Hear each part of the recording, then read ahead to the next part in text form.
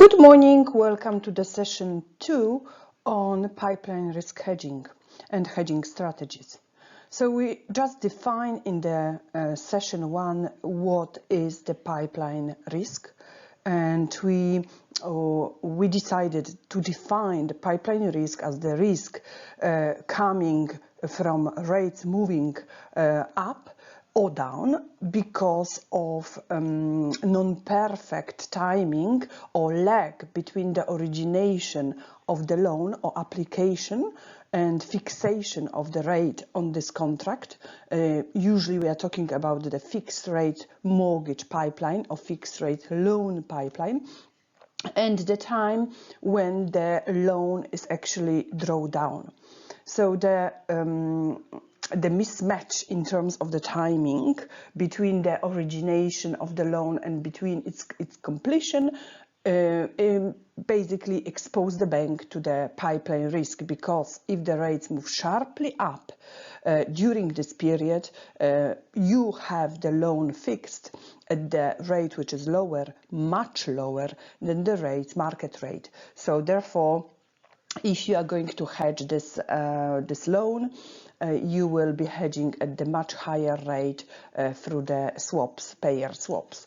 So the idea of hedging the pipeline is to make sure that we don't run the risk or too excessive risk on the fixed rate mortgages and on the pipeline. So what we do, we are trying to model our pipeline or to quantify the expected drawdown on the pipeline and the timing of its drawdown. So basically we have the time, various time, so it can be from 1 month up to 6 months even. So you will be trying to calibrate your hedging according to the pipeline behavior and according to the drawdown. So usually it's expected that you have some data and you know your pipeline, you know how the customer are behaving, or not customer, but how the process is designed. So what is the flow? So what are the stages of the pipeline? The first stage, what happens, for example, is application. After that stage, what's happening is that the flow is definitely different by jurisdiction. So you need to understand behavior of the pipeline in that respect.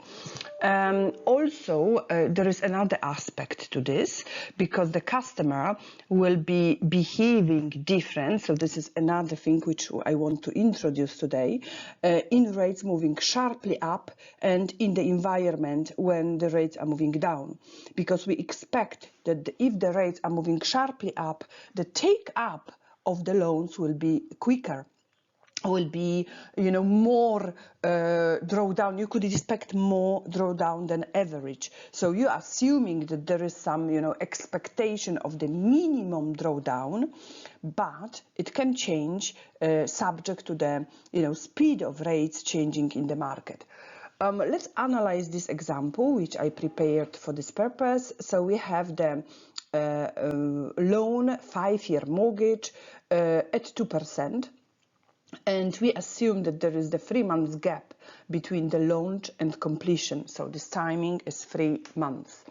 And we know that the minimum drawdown is 50 million, but depending on the market environment, on the rates level in the market, we know that there could be even more. So it could be up to 100 million. So this is what we modeled, what is our expectation based on our knowledge.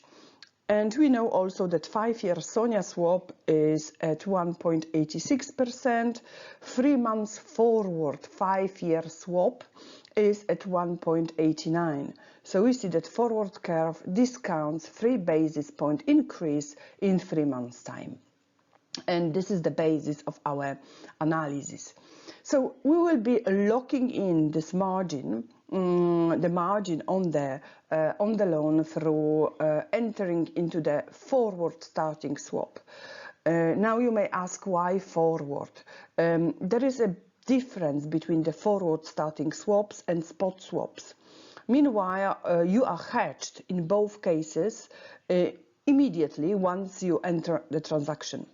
So you are hedged through pairs, forward starting swap and through spot swap at the time when you execute it, when you trade it, and you said on the Bloomberg platform, done. Yeah, so you are hedged. Once you agreed the rate and both your counterparty and you said done, then you are fixed. However, important thing for forward starting swaps is the fact that you don't exchange any cash flows until the certain date. So, for example, if we are saying it is 3 months forward starting, so for the first 3 months you won't exchange any cash flows. So there is no settlement between the fixed and floating, floating and fixed. Instead, when you enter or transact the spot swap, you immediately exchange the cash flows. So here the thing is very important, because once you enter the forward starting swap to hedge your pipeline, so the loan which is not yet on the balance sheet, it is off balance sheet position, it is your commitment to the customer. Therefore, you cannot hedge it through spot swaps, because you have something which is hedging. You have the instrument which is hedging something which is not yet on the balance sheet. So there is no cash flows coming from the asset side in this case. So this is the reason why we will be entering the forward starting swaps. Let's analyze the position before I introduce the swaptions. And I think that about swaption we'll be talking in the next session. I want to walk you through up to the swaption, and then swaptions we will do next time. Because it is quite a complex instrument. It's not complex in its own definition, but the usage of swaption is on the daily basis. You need to know what are the consequences if you enter the swaption and what is the outcome. So let's analyze now the position which is not hedged. So the P&L impact when you are not hedged. So we said we have 5-year OIS swap at 1.86. So we know that our margin, our loan has the rate, all-in rate of 2%. This is the assumption, 2%. So we know that there is the margin over the swap rate of 14 basis points. So it is the difference between this 2% and 1.86. Let's analyze the impact on margin when the rates move up by 3 basis points, as predicted or as priced in the forward curve. So you have this forward curve, 3 months, in 3 months for 5 years, and the OIS rate is 1.89.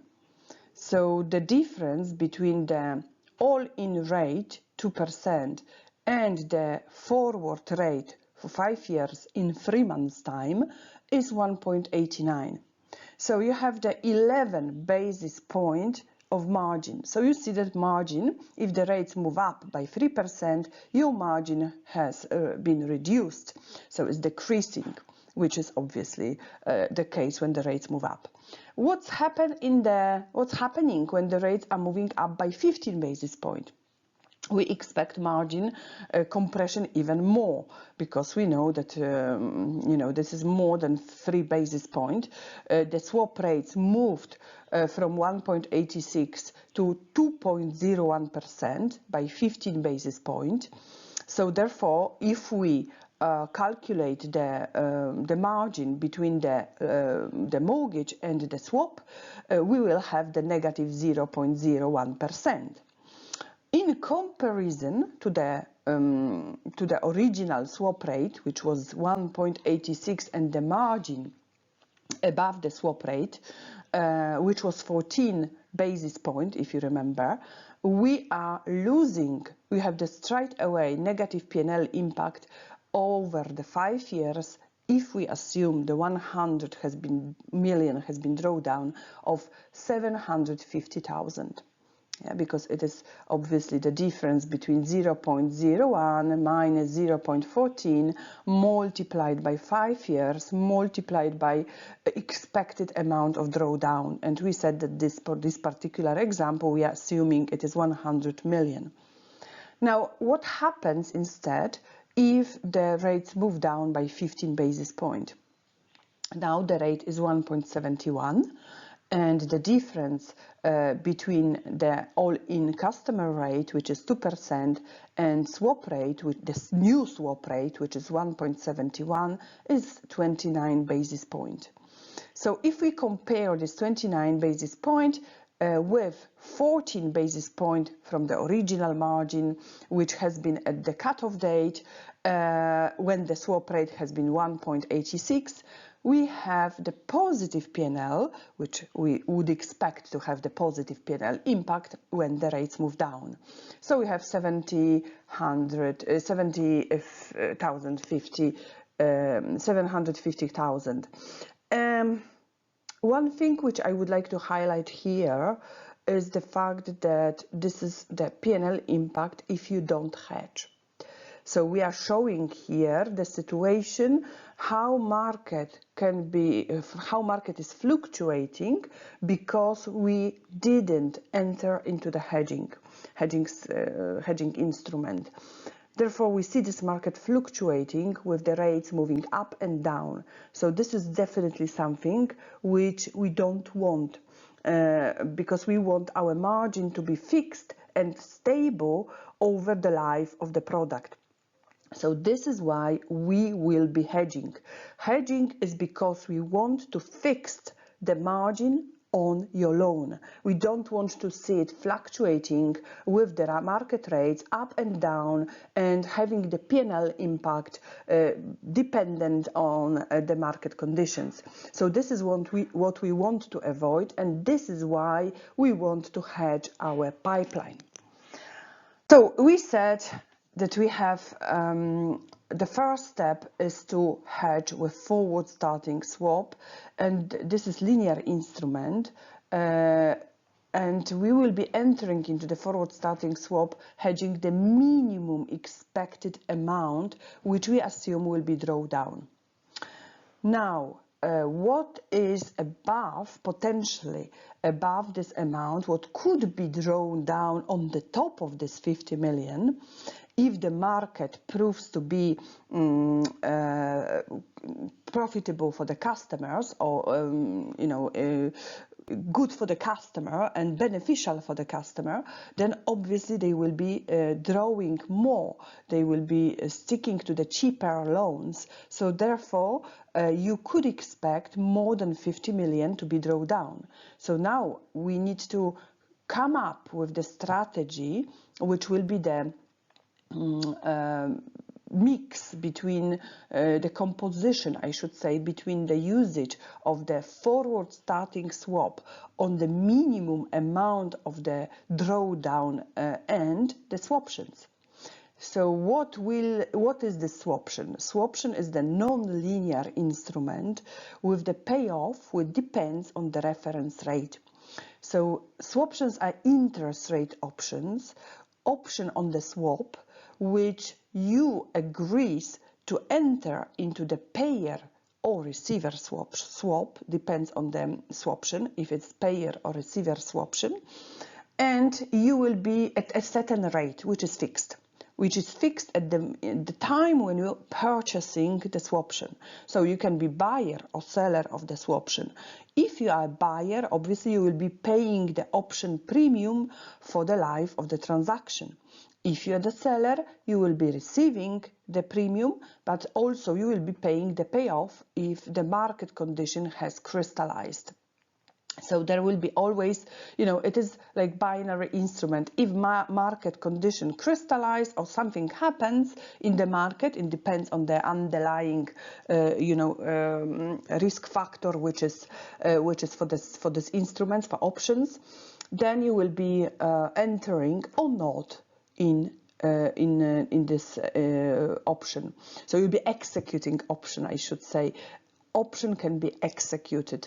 Option can be in the money or out the money. So if it's in the money, it means that you have the economic advantage in entering in this instrument right now, rather than not entering into this. So you always, there is assumption that your behavior is rational.